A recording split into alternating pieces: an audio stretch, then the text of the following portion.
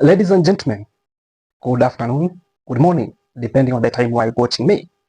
Fred Matiang'i declared that he was going to be on the ballot in 2027. And surely time is here for us to do it. Then he said that he was going back to United States of America to officially resign from his job at the World Bank. And indeed, he went there. He had the blessings of Abagusi and he had the blessings of Kenyans at large. So he went to USA to resign officially from his position at the World Bank, and he promised to come back. On June, Fred Matiang'i indeed resigned and he was back to the country. The majority of Kenyans had expected Fred Matiang'i to start a series of campaigns here and there, but Fred Matiang'i did not make a lot of appearances as Kenyans had expected. In fact, Fred Matiang'i remained somehow dormant, and the Kenyans were like, yo, why? What is your strategy? We didn't expect you to do this. This is not what we expected from you.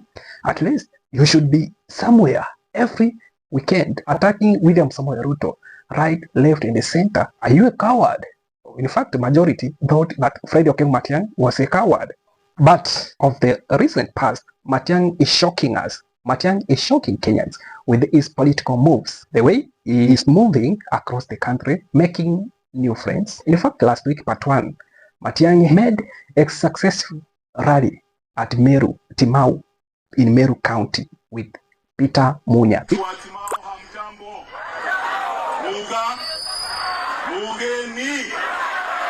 Nataka kuwauliza kitu moja kabla sijaanza kuzungumza.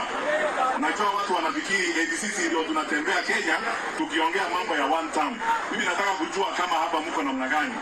Harambee! Harambee! Unasemaje Timao? Eti namna gani? Basi wamesikia wale ambao wanafikiri sisi tunasema peke yetu.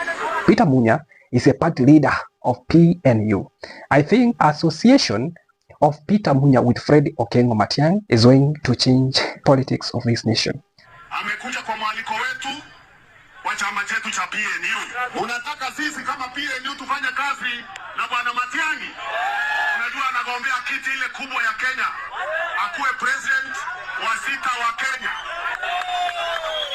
Unataka hiyo? Unataka tufanye kazi na yeye? Mimi nataka kuona kwa mikono juu wale wanasema tuweze kufanya kazi na bwana Matiang'i. Mimi naona kauli moja hapa Meru. Mimi nataka nione mikono kweli kama mnakubali hiyo kwanza. Ile mtu yule anasikia nione. Umemkubali bwana Matiang'i? Umemkubali? Tufanye kazi na yeye. Tumuunge mkono atafute kiti ya rais wa Kenya. Wangapi wanasema hiyo ni sawa sawa? Peter Munya come from Mount Kenya, and Peter Munya, I think, is loved there at the mountain, and together with Fred Matiang'i, I think they are crafting something. Probably, if Peter Munya is not going to vie for governorship of Meru, probably is going to be the running mate of Fred Matiang'i. Time will tell. Then, yesterday at 1, Fred Matiang'i was at Western. Remember, Mount Kenya is the largest in terms of population. Mount Kenya is the largest voting block, followed by Western Kenya. So yesterday, part 1, Fred Matiang'i was at Western. He was not at Western alone. He met with former CS in William Ruto's government, Ababu na Mwamba. Ababu na Mwamba might not have a significant say at the Western, but the perception is good for Fred Matiang'i. I think they are crafting something. I saw Wanjara. Matiang'i, very effective leader, very decisive. We like you for that.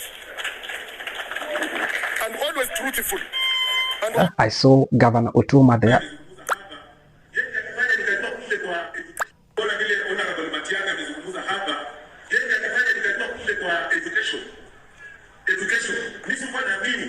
In my heart of hearts vile nilikuzwa.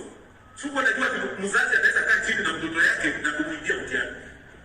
Can you imagine atakaye mzazi na unaingia mtoto wako mtihani? What kind of citizen will that be?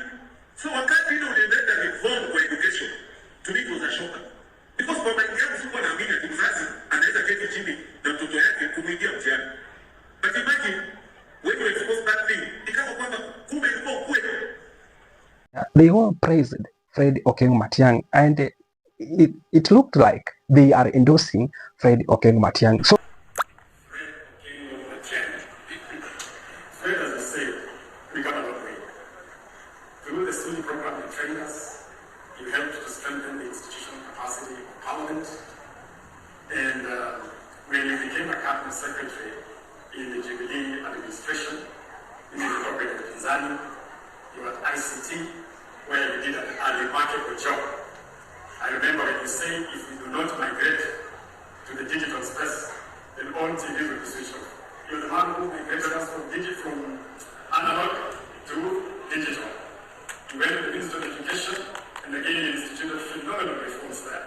As Governor has said, na enzi Mheshimiwa Hanatuka, became Mheshimiwa as a committee. He brought a lot of reforms at the Ministry of Education. So Fred might be crafting something, maybe an alliance with the people of Western, but we are just waiting to see how things are going to unfold. So Matiang'i is trying to make new friends, is planning to go to Ukambani, is trying to go to Coast. So Matiang'i is crafting something. Hesie is locked as a block. Matiang'i was there. Was it yesterday, part 1? I made a separate video explaining how Hesie is a lock, is pro Fred Matiang'i. In fact, no leader is going to be elected outside Fred Matiang'i's camp. ODM, which has been for a long time dominating in Hesie or Gusii region, is not going to be a dominant party. In fact, things have changed. In fact, it is going to be a miracle, even an MCA, one MCA to be elected on ODM ticket. But things could change. A lot could change. We're just waiting to see how things are going to unfold. Fred Matiang'i is making inroads, and that is good, politically speaking. And currently is doing good. Fred Matiang'i, now I think he has stolen the hearts of Kenyans. Kenyan expected Fred Matiang'i to hit William Ruto head on, and that is exactly what Fred Matiang'i is currently doing. Kupata maendeleo ni haki yetu kwa sababu tunalipa kodi. Kwa sababu unajenga na mabera mao tola kutoa maendeleo. Ndoli wakane ebango. Umaite ebintombira bala iba itobande bago korana ine kuchiko bikwane rande. Bikore to bosoku estole gaiga.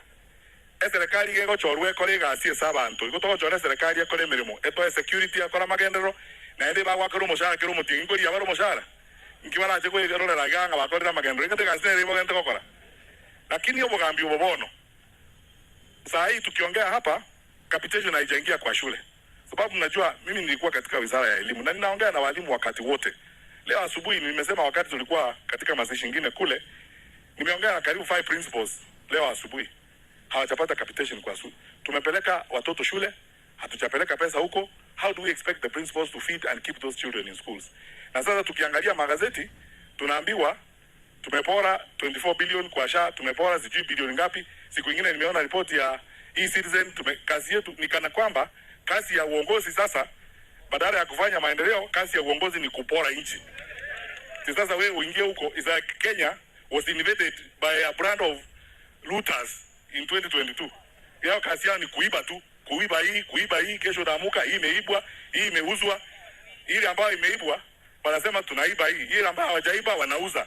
Sasa tukiendelea namna hii, jamani, in another 5 years or so hatutakuwa na kitu Kenya hii kwa sababu nobody mongo tewa. Tojo na baoni nikelekendo. Wana ba minta bantu ba mintongo baboliga. Inuna umata ke toka ambiru ngenjeka bire. Uma ete bintombe ndo cha bantu baito base ito ga banda barai. Bachakire bona bataba no ngoma ite ngati tola buta gabo katola kombero ngodi etikadete ana no bochi bonde ndo chibole utabwende kose bona tali boygo tikato te bobo ede bono iga kose bono tikato He has started attacking William Ruto's government and exposing the roots in the William Ruto's government, what majority of Kenyans expected him to do. So Fred Matiang'i is proving that indeed is not a coward, as some actually insinuated. So Matiang'i is proving something. One, the journey to State House has officially took off. Two, Matiang'i is not a coward. He's ready to face William Ruto. He's ready to attack William Ruto. He's ready to hit William Ruto's government head on without fear. Fred Matiang'i also is making new friends, and that is good for Fred Matiang'i.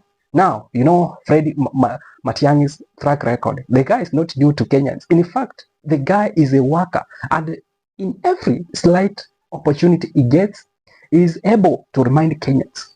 The guy is a performer. The guy is a worker. Fred Matiang'i is a technocrat. The guy is not a politician. And he's reminding Kenyans every now and then that, yo, I'm not a politician, so I talk much.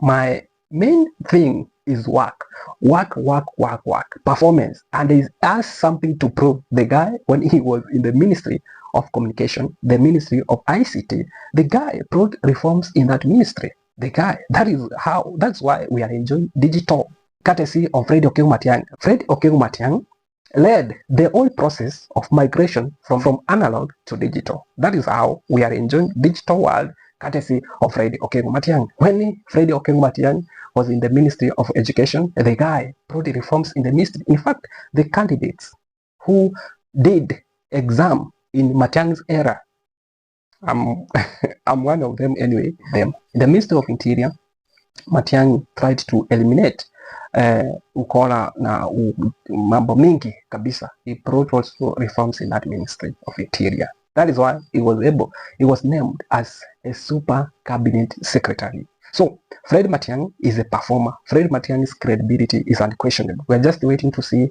how he's going to maintain and finish. So I don't know what you have for Fred Matiang'i. Do you think Fred Matiang'i can unseat President William Ruto? Let me read your comment in the comment section below. Don't forget to subscribe to this channel. Turn on the notification bell so that you are notified every time we post a new video like this, ladies and gentlemen.